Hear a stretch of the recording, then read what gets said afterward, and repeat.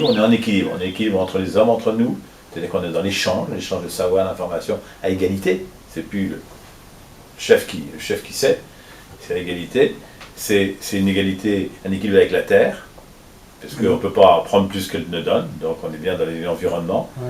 Mais c'est également une économie très dynamique qui donne de l'espoir, parce qu'on a besoin de rêver.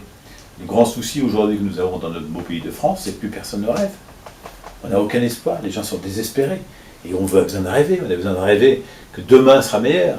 Qu'est-ce que c'est qu'une société qui ne rêve pas que demain sera un rêve pour nos enfants? Le vrai capital, la vraie richesse de l'entreprise, c'est le capital humain. Ce qu'on appelle le capital humain, c'est-à-dire les humains. Parce que l'outil de production, il rentre chez lui tous les soirs.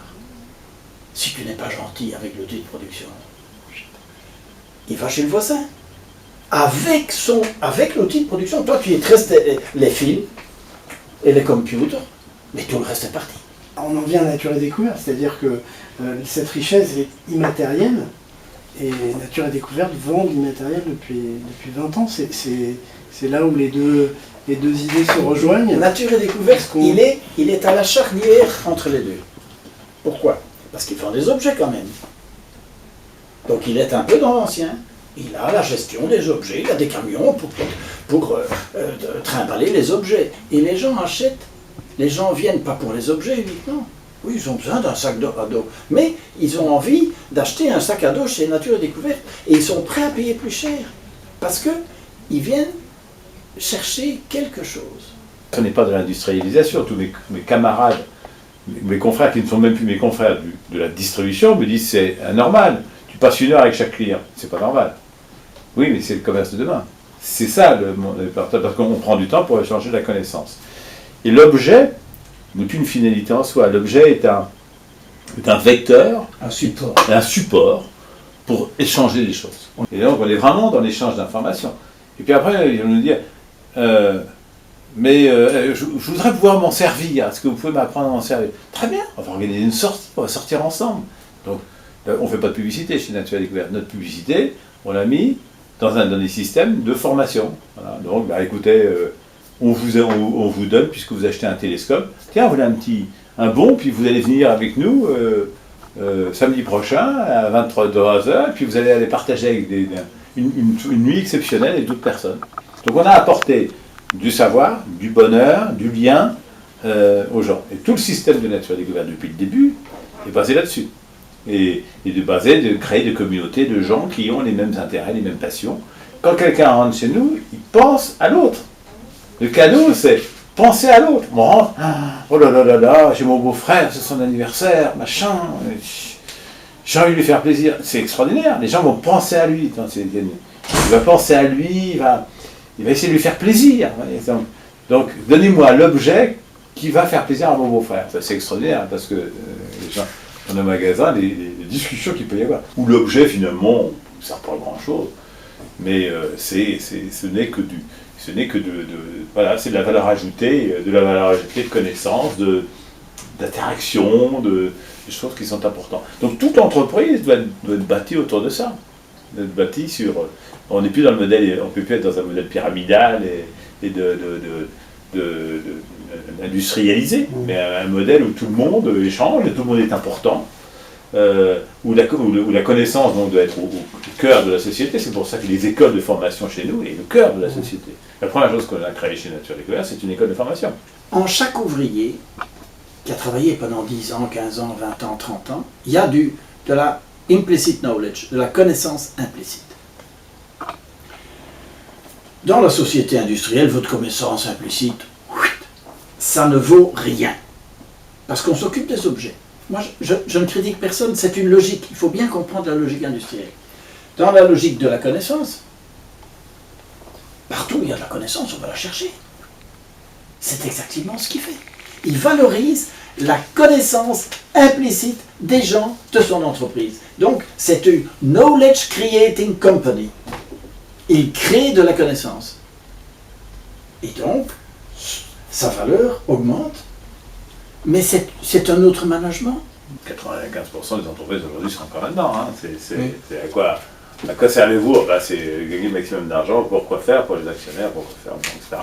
les gens ne sont pas heureux, parce que tout le monde a une grande appétence, une envie de donner aux autres. Et c'est là qui est très important dans la nouvelle société, la société de la connaissance et du sens. On n'est pas là pour gagner de l'argent. Et faire du L'argent profit. n'est qu'un moyen, et vous faites des profits, et on est là pour servir les autres.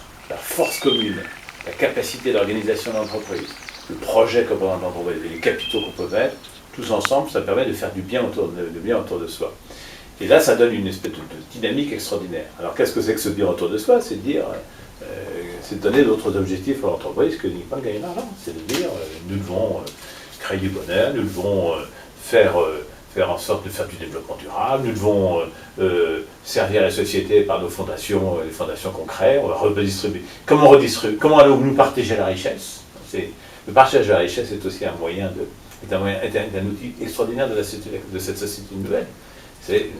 La richesse doit servir à servir les autres. Et on revient, si vous voulez, de toute façon, là-dedans, dans certains côtés, on revient à des valeurs de base, qui étaient d'ailleurs des valeurs du protestantisme, dès départ, d'autres choses. Est-ce qu'on peut en donner des exemples précis? La valeur de l'entreprise, c'est la réputation qu'on a, l'amitié que les gens ont pour vous, qui se sentent en phase avec vous, donc c'est la valorisation. Alors comment est-ce qu'on crée cette sympathie, cette sympathie au sens le plus noble du terme?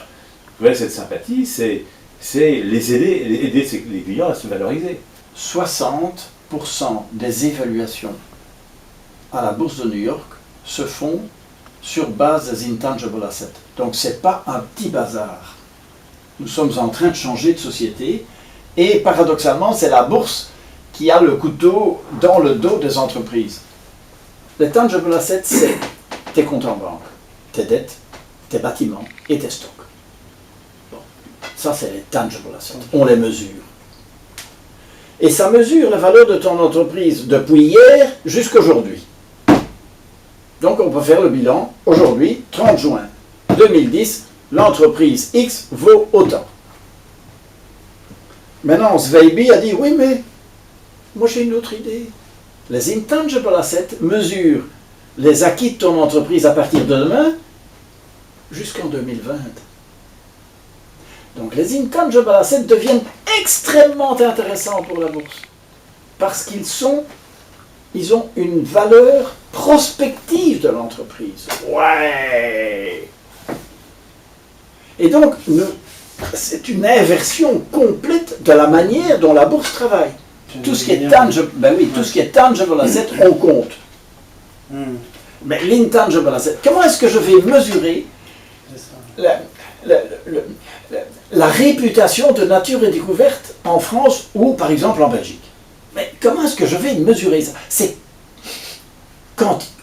qualitatif. Alors, j'ai demandé à Londres au stock market analyst, et je lui ai dit, and you, how are you doing to measure? And ils ont répondu, with the nose.